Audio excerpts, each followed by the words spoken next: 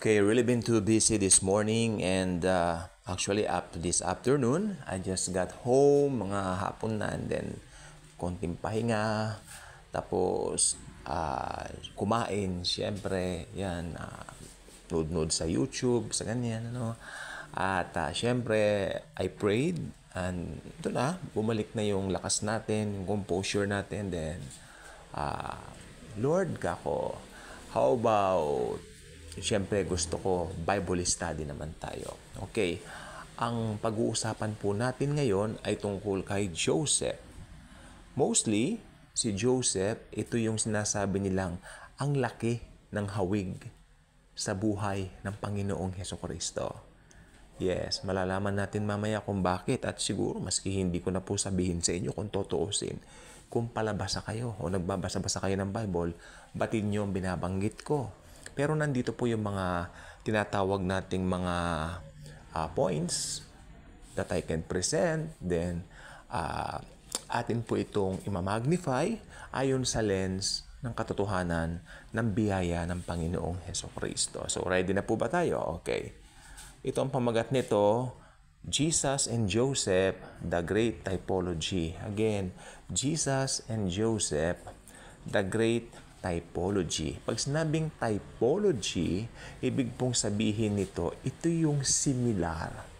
Similar, di ba? Type, pareho silang type A, pareho silang type B, mga ganyan. Ng dugo, ganun. Okay.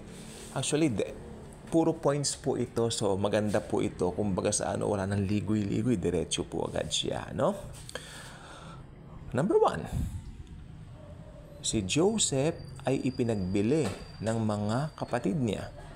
Ito naman, si Jesus din naman ay ipinagbili ng itinuring niyang kapatid.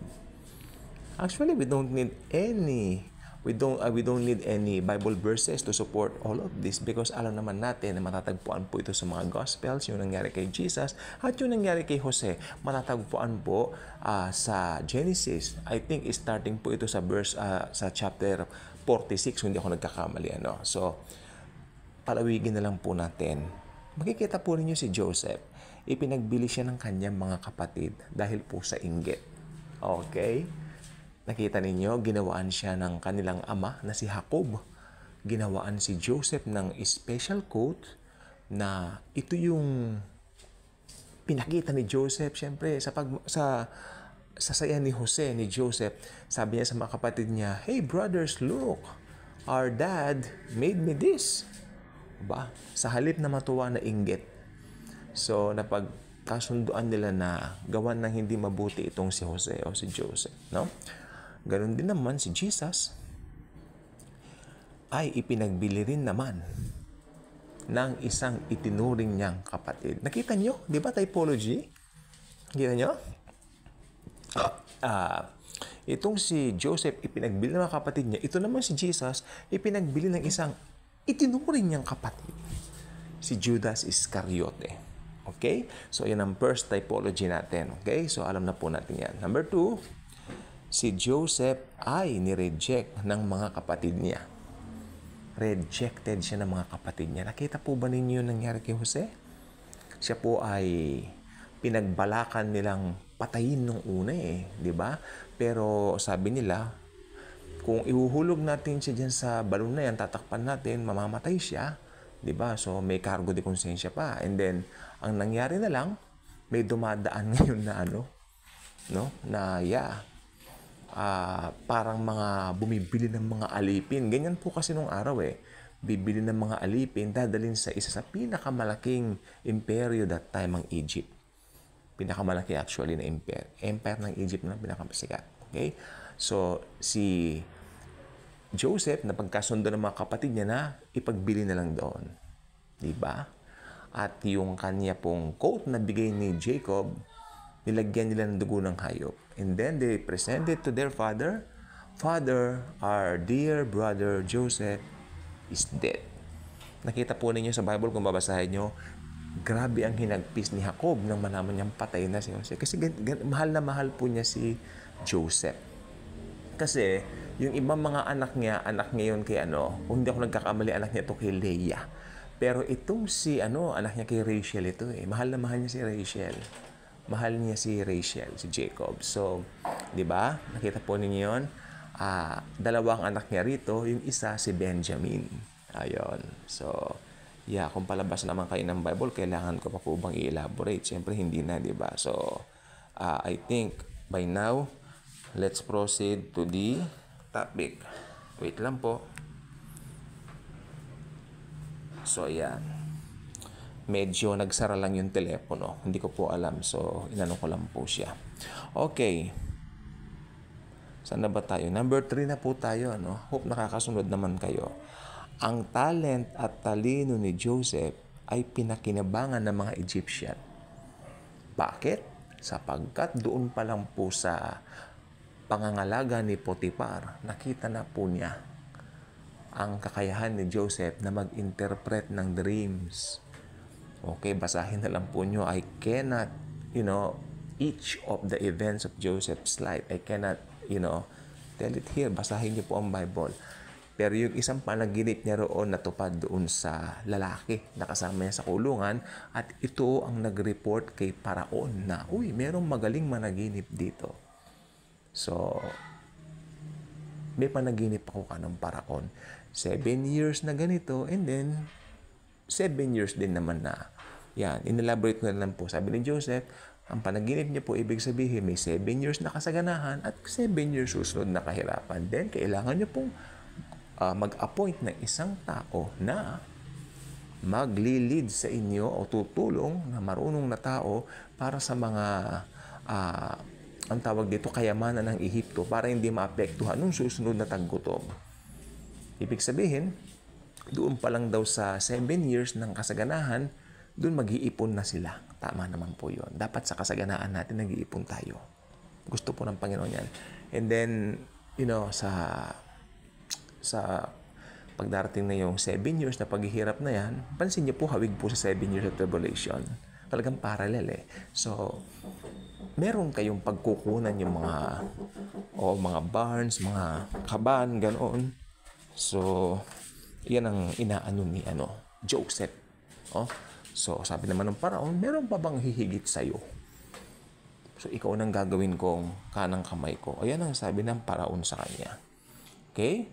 Ngayon, ang talent at talino ni Joseph ay pinakinabangan ng mga Egyptian.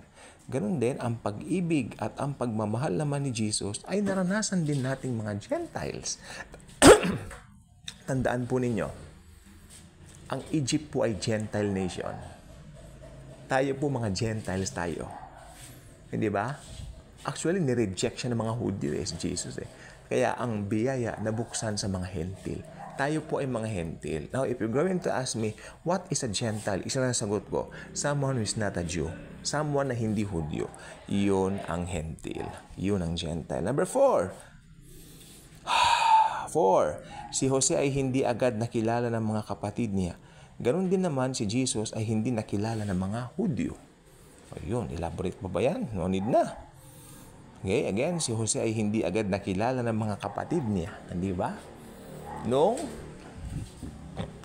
siya ay nakasuot na ng Paraon. Kasi similar din parang hari Ganon din naman si Jesus, hindi nakilala ng mga Hudyo. Pero may kabaligtaran po dito. Si Joseph, hindi nila nakilala kasi si Joseph nag-anyong mayaman. Si Jesus naman, hindi nakilala ng mga Hudyo kasi si Jesus nag-anyong mahirap. Ayun ang nakita kong kaibahan dyan. Alam niyo, iba't ibang revelation. Kaya kailangan nagbabasa po tayo ng Bible. Number 5, pinasundo ni Joseph si Benjamin. Ngayon, pinasundo niya, di ba, sa mga kapatid niya. Sabi niya, ako si Jose. Sumigaw siya, I am Joseph. Malakas na malakas. Umiyak siya. Nagulat yung mga kapatid niya. Naku po. Di ba? Ako ang binenta nyo sa Egypt. Pero sabi niya, ang nasa isip ninyo, gawa ko ng masama. Pero ang Panginoon, tinulungan ako para makarating ako sa kinaroroonan ko ngayon. Sabi pa niya, kung hindi ninyo ako ibinenta sa Egypt, wala ako sa kinilalagyan ko ngayon. Naginamit ako ng Panginoon para tulungan kayo. Ang galing po, Romans 8:28. Nakakaiyak po ang kwento ni Joseph. Tulo ng luha ko. Hindi ako nagsasawang basahin, kaya nagbabasa po dapat tayo. Again, pinasundo ni Joseph si Benjamin. Sabi niya, sunduin niyo na ang bunso kong kapatid, si Benjamin. Kaya, di ba? Ngayon, at eto maganda, bonggang-bongga. Susundiin ni Jesus ang church sa rapture. Tayo yun. Hindi ba kayo masaya dyan? Hindi ba kayo masaya dyan? Oh. Susundiin tayo ni Jesus sa rapture. Oh, ayun ang maganda. Number 6, ipinalagay ni Jose ang gintong kopa sa lalagyan ni Benjamin. Tingnan nyo kay Benjamin, gintong kopa. Kasi si Benjamin, kapatid talaga niya ng buo. Anak sila pareho ni Raquel o ni Rachel. O, di ba? Ito naman, sa church, ang church po tayo mga born again. Sa church naman, inilagay ni Jesus ang buong kayamanan at lahat ng mga pagpapala. Ang church po hindi place. Ang church po tayong mga born again Christians. Ibig sabihin, sa mga born again Christians, inilagay ang pagpapala. 7, ito maganda. Umiyak at tumangis ang mga kapatid ni Joseph nang magpakilala siya sa kanila. Makinig pong mabuti. Gayon din naman, iiyak din at tatangis ang mga Hudyo sa second coming ni Jesus dahil makikilala nila siya bilang ang nag-iisa nilang Jewish Messiah. Ikaw pala ang Messiah namin. Nagkamali kami sa iyo. Sorry. Takot na sorry. Sapagkat nire-reject nila ang God of gods. May sinabi po si Jesus sa Bible. Sabi niya, dumalaw ang Diyos sa iyo, pero tinanggihan mo siya. Sabi niya sa Jerusalem yan, dumalaw sa iyo ang Diyos. Sabi niya, ako ang Diyos. Kumbaga sinasabi niya indirectly, I am the God of gods. I am the God of the Milky Way. I am the God of the galaxy. And yet you rejected me. Yan yun. Pero makikilala nila si Jesus. Sasabihin nila, you are the God of gods. Sorry po, sorry na po. Yan ang mangyayari sa pagtatanggapin na nila si Jesus. Susunod, 8. Si Joseph at si Benjamin ang tunay na magkapatid. Actually, I already mentioned it earlier. Dala na rin ng Revelation. Kaya si Benjamin ang apple of the eye ni Joseph. Totoo po yun. Makikita po ninyo sa Bible. Kaya pasahin po natin. Magbasa-basa po tayo. Umanap kayo ng time to read. No? Yung kalmado kayo, yung nakapagsaing na kayo, nakapagluto na kayo. Magbasa muna kayo bago kayo manood ng mga paborito yung telenovelang panghapon. Kaya bago kayo manood ng mga pangtanghaling programa, magbasa muna kayo maski 30 minutes. Maganda. Baka hindi nyo nga bitawan ng Bible, magbasa na kayo eh. No, di ba? Natatandaan po nyo nung kumakain, mas maraming binigay niyang pagkain kay Benjamin kaysa doon sa ibang kapatid, hindi ba? Makinig po sa Revelation. Si Joseph at si Benjamin po ang tunay na magkapatid. Kaya si Benjamin ang apple of the eye ni Joseph. Ganoon din naman, si Jesus at ang church po ang tunay na magkapatid. Tayo po ang tunay na magkapatid. Si Jesus po at saka tayo. Tayo ang kanyang mga kapatid. May verse po sa Hebrews yan. Sila ang aking mga kapatid na aking dinadala sa iyo, ama ko. Kanya. Basahin niyo sa Hebrews yan. Si Jesus at ang church po ang tunay na magkapatid. Kaya tayo po ang apple of the eye ni Jesus. Naiiyak ako talaga pag nare-realize ko yan. Overflowing ako with thankfulness to the God of gods. Even though I'm not worthy, He received me as His own. So, yan po ang gusto kong sabihin sa inyo. And I hope natuto naman po kayo sa mga parallels sa buhay ni Joseph at ng ating mahal na Panginoong Hesukristo, the God of gods, the Lord Jesus Christ. Kaya kung hindi pa kayo nakasubscribe dito, I invite you to do so. Click the notification bell, share this video, share the wonderful love of the Savior, the Lord Jesus Christ. Thank you, and Jesus truly loves us all.